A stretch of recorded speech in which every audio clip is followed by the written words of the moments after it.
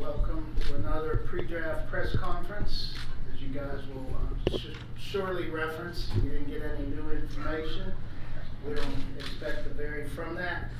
However, Coach and I, we're just at the tail end of our preparations. We got obviously 3 more days to tie up whatever loose ends are left. We'll be concluding our meetings tomorrow morning and then get into what we determine to be our mock draft situations. It's been a good spring. We visited prior to the owners' meetings. We've continued to work through the pro day circuit. It was a very productive pro day circuit. Coach got there when he could, outside the owner meeting time frame where he had obligations to be there. It was a productive spring. I think we can honestly say we really feel good about the prep going into this draft. Probably a little more so than some others. I just feel that we hit the right spots at the right times. We got good information. We had good visits. I'm not going to get into all the numbers of the visits, but we've had a good spring. Really, we feel pretty much the same about the draft depth at this point as we did at the owner meeting timetable. We lost a few guys medically. We picked up a few guys medically.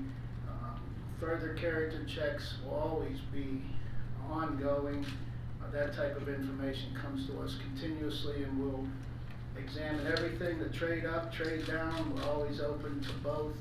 Our pro guys will be doing those calls, finishing those calls by tomorrow, just so we have an idea about who may be partners in that type of endeavor.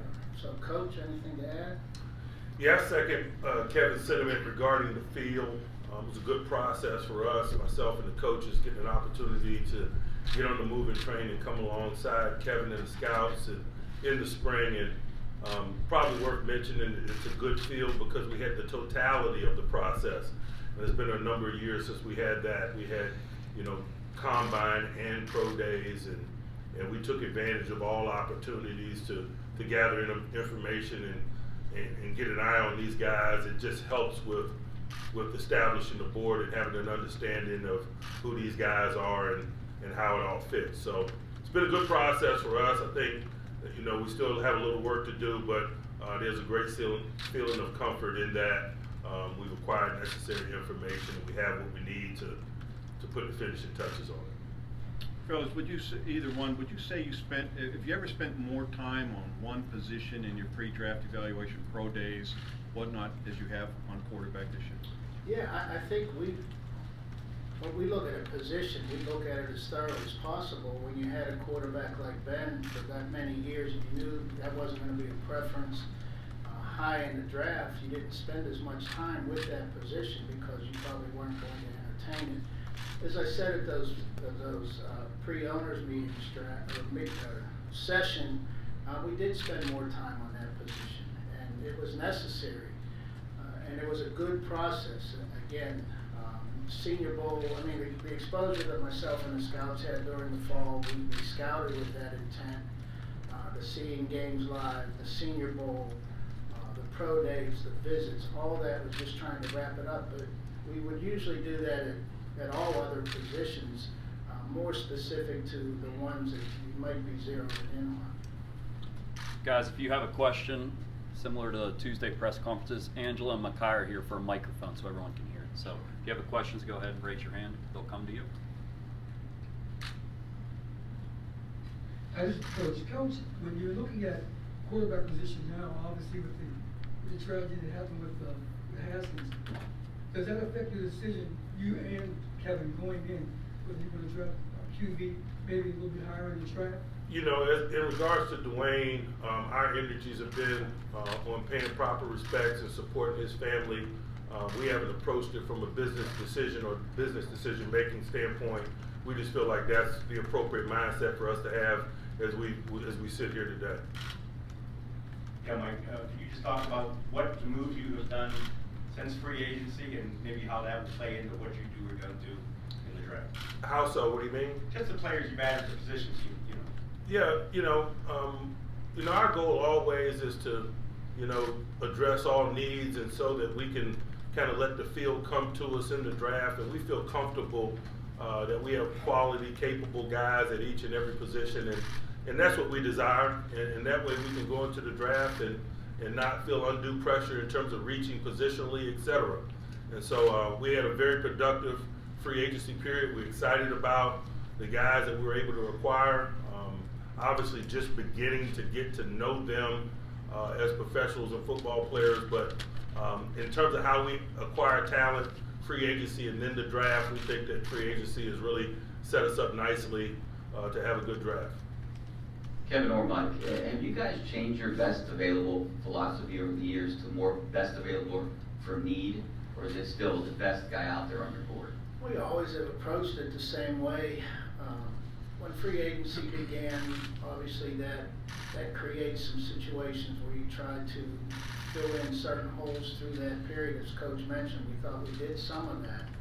And anytime we have draft preparations, two players are close. If you have strength at one position and not another, and the players are close, you obviously will take that player where your strength isn't as good.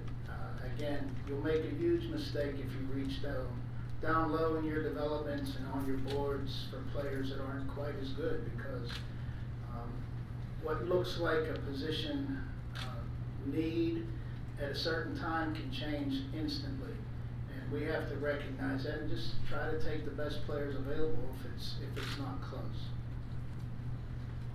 Kevin, I want to thank you for your professionalism and cooperation over the years. First of all, the question is for Coach. Mike, you obviously have a lot of centers in your fold now. Is there any kind of mindset right now as to, is there a default guy, or are you just going to let that all play out over the summer? Yeah, we're going to let it play out. It's good to have position flexibility, and so we got some guys that are capable. It's important to have not only a starter capable guy, but some depth, and we just feel good about the list of candidates that we have. For Kevin and Mike, the topic of wide receivers, the boom that we've seen in contracts this offseason, does that speak to the importance, the onus of getting good quality wide receivers on their first contract, and maybe loading up on guys on their first contract to fill some of those positions? I think that's irrelevant to the position. We've always talked about our top 3 picks. They have to become starters in the business model that we follow, because you have to have so many players fit into so many categories. When you miss on a player in those rounds, which we have, you end up spending more money trying to replace them in free agency. And we're always cognizant of what goes on at a different position and its impact on the salary cap. And hopefully you have some players that are worthy of that type of consideration. But that comes back to what we're about to do on Thursday, trying to make the best picks possible. Kevin, if I can piggyback off of that a little bit, as we see wide receiver classes get deeper and the wide receivers themselves become more developed as they come out of the college game, what distinguishes a wide receiver who's still worth paying, let's say $22, $23, $24 million? What separates that guy when there's so much depth at that position now? Yeah, I think, again, that depth is undefined until they get to this level. And any player at any position that we desire to pay, we feel he better be special at his position and maybe exceed where he was drafted. Just recognize what they have accomplished at this level. And again, I think we can do that at any given position for that special player within that group. Kevin, when we talked to you before owners' meetings, you said you believed that you had a starting caliber player in every.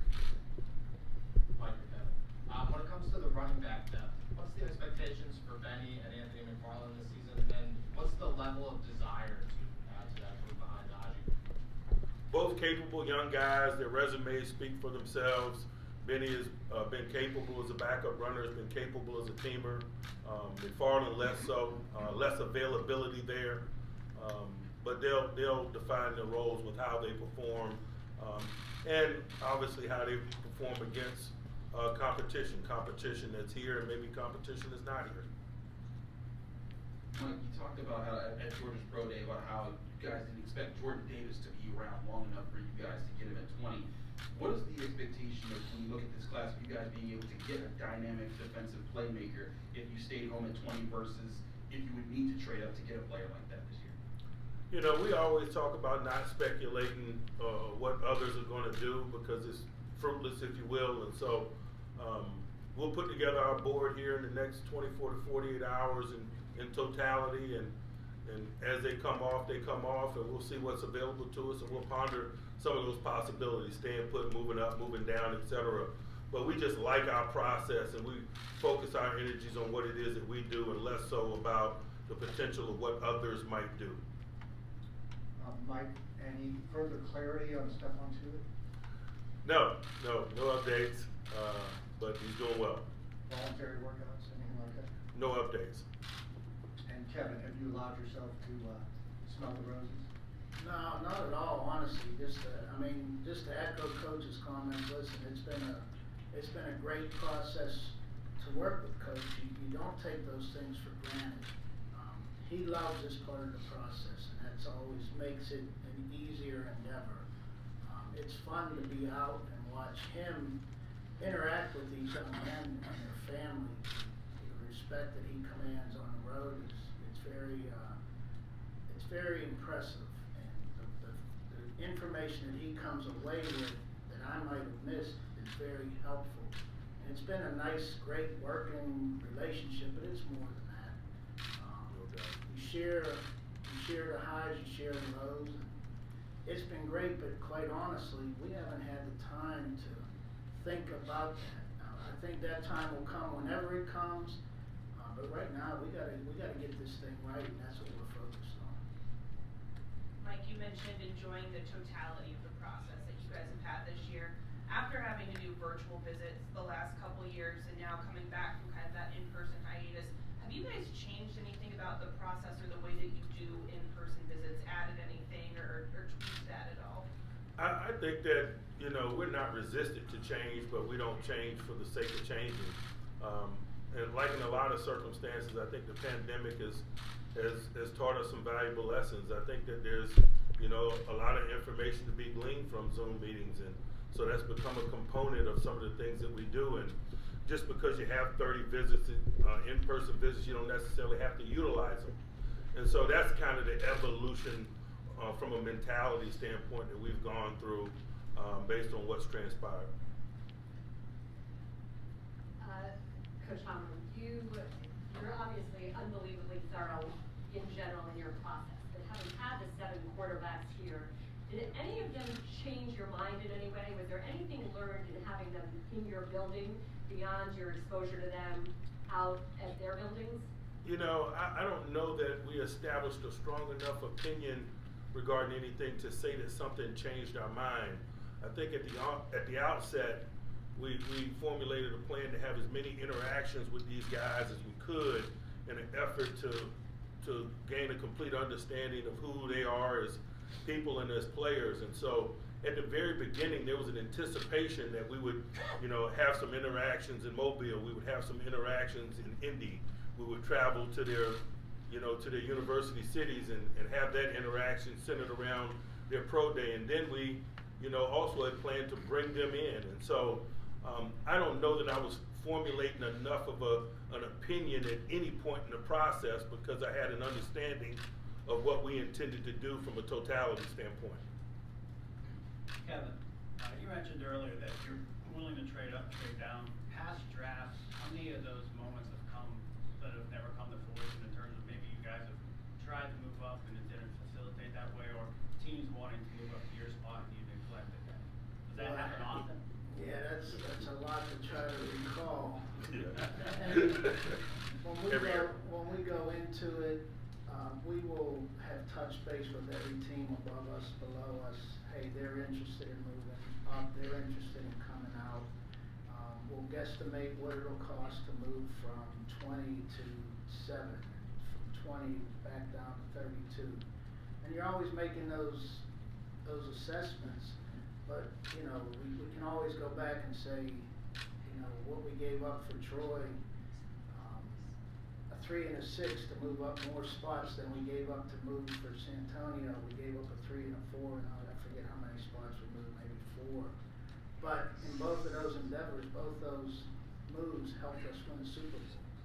And that's what we never will lock ourselves into.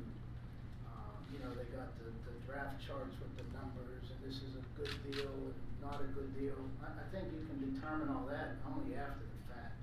So we'll be knowledgeable of what it will cost, and we decided as it unfolds. I never want to trade for a specific spot without knowing a specific player. Or if you go back to Casey Hampton, when we traded back 3 spots. We had 3 people, Casey included, who was at the top of those 3 that we would have felt good about. So we are always making those decisions, but it's never black and white. Hey Kevin, I'm gonna test your memory here again. 22 of these, I believe.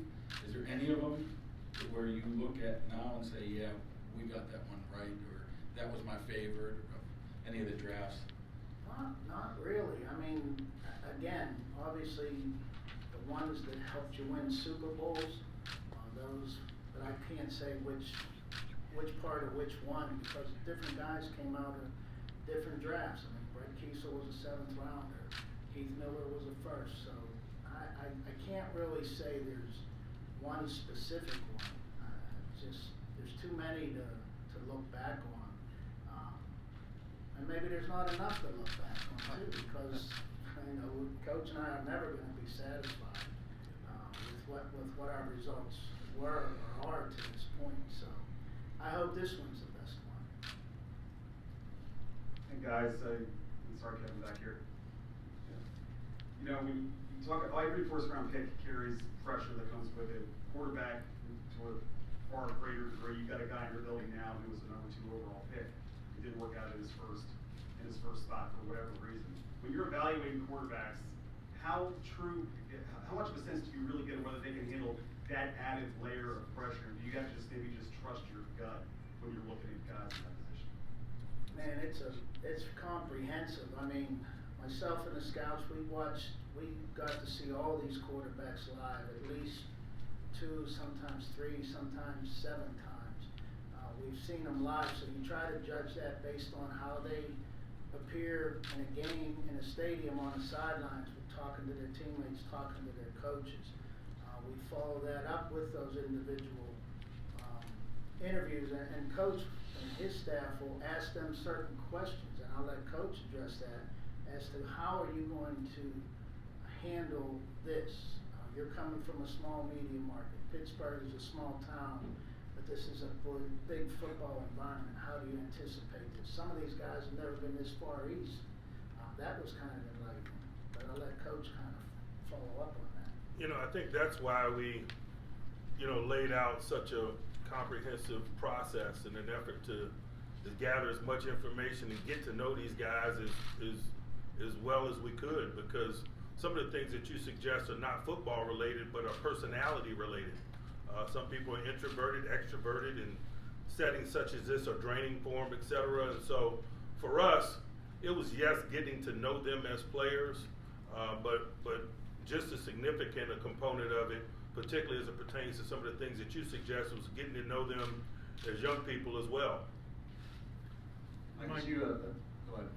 Mike, this is an organization that has prided itself over the years on stability. There's a lot of change happening this offseason. You're going to get a new general manager, replacing a franchise quarterback, you have a new coordinator. How can that amount of change be a positive for you, and what's been your mindset in approaching that? I acknowledge that change is a component of our business each and every year, and so from that perspective, I don't view what's transpired this year as any different. I acknowledge that there's some angst, if you will, regarding some of the changes, some uncertainty, but that's always positive fuel for me. I'm a glass half full guy, and I'm always excited about the platform that transition could provide us in terms of getting better. As you evaluate defensive backs, are you seeing some of the hybriding that we've seen, like safety and inside linebacker when it comes to safety and corner? Are you kind of seeing that proliferation of passing game in college influencing that position, as you've talked about many times with inside linebacker and safety? Yeah, what you see is specialization. You know, you're seeing guys that are nickels and guys that are dime linebackers, if you will, and it's it's specialization as it pertains to the passing game or winning possession down or situational football, and so that's exciting just to kind of get a feel for some of that. I know years ago when I was a secondary coach, you were forecasting whether or not someone was nickel capable, if you will. I think, you know, you fast forward 20 years now and they're guys that define themselves as nickels. And so that's what I mean when I'm talking about the elevated specialization, and from my perspective, that's a fun element of the evaluation to look at some of the things, the specialized skill sets and things that are now embraced and continually embraced in our game. Mike, do you have to make a decision from time to time between a player who you think you have a real good beat on and his ceiling's here, and another guy whose ceiling's through the roof but you're not sure if he'll ever get there, and what governs that? Certainly. You know, I think in a lot of ways that discussion is weighed. We call it the ceiling and the floor. How high is their floor? How low is their ceiling, if you will? And so, you know, the potential component, particularly when you're talking about young people, third-year juniors and so forth, depending on the person and the circumstance, is a portion of this discussion, and sometimes a significant portion of the discussion. Kev, other than a victory on Super Bowl Sunday, where does draft day, round one, rank for you from an excitement standpoint? And two, about a month or so ago, you were talking about fresh ideas in your role. How have you seen the process, the evaluation process, what you do, change in the 20-some years you've been doing it? Well, I mean, the first round is obviously always exciting. I mean, it's become a day of itself, which, you know, I'm not crazy about. We'd like to do all 7 rounds in one day, but we understand it's not, and then those guys should be celebrated because they're one of 32 of, you know, 1,000 guys you may have started the process with. So the first round will always be exciting. I'm sorry. How's it changed for you? Oh, it changed it. We talked about fresh ideas. Look, there's obviously the analytical world is big, and it's getting bigger, and we respect that, and we understand it, and we work within it, but it's never going to exchange. It's never going to take over for the evaluation. It never did in my world.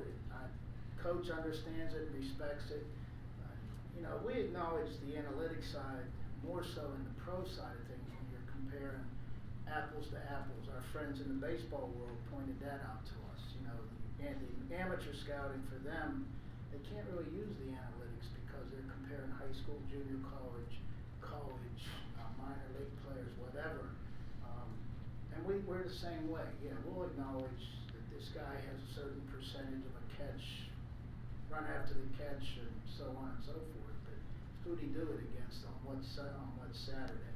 So that world's evolving. I think it's valuable, but I think it also has to have some guidelines to go along with it. And the fresh ideas will be there, but hopefully the people with the fresh ideas have an understanding of what really is important. It's what happens on that field on a given Saturday. Yeah, Mike or Kevin, you talked about specialization. How is that pertaining now to maybe slot receivers? And is it almost like you've got 2 different groups of receivers with guys that are specializing in one versus the other? And how is that weighed in this year's class? There's certainly some guys that identify themselves as slots, just like I was discussing, that there's some guys that identify themselves as nickel corners and maybe didn't have that 10 years ago. But you also still see the versatility component where guys are slot capable but also outside capable. And you know that we value versatility and flexibility. But there's a lot to choose from at the receiver and those that cover receiver positions in the draft. It's just, you know, we've been having this discussion continually over the last several years. You know, it can be traced to a lot of things. The 12-month cycle that is football now, 7-on-7, the skill development associated with those things. You're just seeing a lot of options in those spaces. 3 more questions. Mike, you talked about thinking about, you know, this being Kevin's last draft, specifically when you guys are traveling, doing things like that. Is there a routine or anything that you guys would do before you go out to a visit, or anything that specifically made you think about those things? We eat a lot. we sample regional dining, depending on where we are. But no, there's a method to that as well. You know, we enjoy the informal settings of breaking bread with the young people in their towns and getting to know them, and hopefully, you know, that's a setting where we can legitimately get to know them in a non-football way. Got a favorite regional dining spot that you guys had to hit this year? I'm a sweet tea guy, so there's certain regions of the country that have high grade sweet tea. That's where I like to go. Coach Shea, you talked to us during the bye week this past year about specifically studying mobility and quarterbacks. You talked about that a bit. Now that you've gone through this process and you've met with all these quarterbacks, and then for the first time in your tenure, you're not inheriting a franchise quarterback. Have you figured out what the one most important trait to you in a quarterback is? I haven't. I don't know that anyone has. Are there a few? Can you give me 2 or 3 that you know stand? You know, I think that is the ultimate competitor's position. And so those that run to and not from competition, those that embrace competition and the intensity of it, and the anxiety maybe associated with it, I think they have a leg up. Obviously, there's some pedigree related things per the position, arm strength, accuracy, and so forth, but that's evident, it's either present or it's not. The intangible quality associated with competition, I think, is something that's valuable. Last one. I know you guys are only really concerned about what you're going to do, but maybe can you take us behind the scenes a little bit this week when you put your draft board together, your mock drafts? Do you guys have a good grasp of what the teams might do in front of you, or educated guess where you know maybe a handful of players that might fall to you guys? Honestly, no. And again, we did away with mocking other teams probably 12 years ago. We just said, I don't know why we do this. We're just guessing. And it doesn't matter. We mock ourselves. We're picking first who we take. We're picking, that player's gone, we're picking second who we take. We go all the way down to 20. We'll have 20 guys lined up in the fashion that we'll pick them.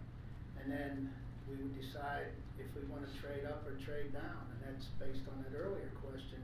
There's values to doing that. And again, when we trade away a 3rd and a 6th, I'm like, are we trading away Emmanuel Saunders and Antonio Brown? We don't know.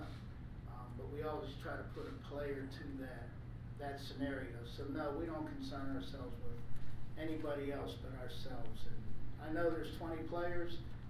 By Wednesday, we'll know the order, we'll pick them, and we'll know who may or may not be interested in moving up or coming down, and we'll try to make the decisions as best we can. All right, thank you guys. Thanks, everybody.